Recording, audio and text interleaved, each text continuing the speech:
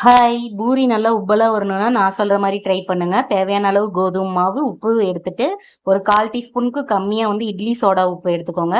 ரொம்ப முக்கியமான பொருள் இந்த ரவை. ஒரு 3 டேபிள் ஸ்பூன் அளவுக்கு அது கூட சேர்த்துட்டு, நல்லா கலந்து விட்டுட்டு, அதுக்கப்புறமே தண்ணி தெளிச்சு தெளிச்சு, மாவு வந்து டைட்டா பெசஞ்சுக்கோங்க இந்த மாதிரி.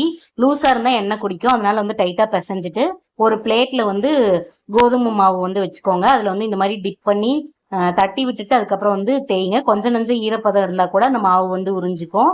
ரொம்ப மெலிசா இல்லாம ஓரளவுக்கு வந்து கொஞ்சம் இந்த திக்னஸா இருக்க மாதிரி வந்து தேய்ச்சி எடுத்துக்கோங்க. இதே மாதிரி எல்லா உருண்டையுமே தேய்ச்சி எடுத்துக்கலாம். எண்ணெய் அந்த வந்து காய வச்சுக்கலாம். எண்ணெய் மட்டும் பூரி செய்யக்குள்ள நல்ல ஹீட்ல இருக்கணும்.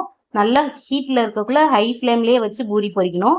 இந்த மாதிரி வந்து பிரஸ் பண்ணி விட்டீங்கன்னா எல்லா பூரியுமே வந்து நல்லா புசு புசுன்னு வந்து உப்பி வரும்.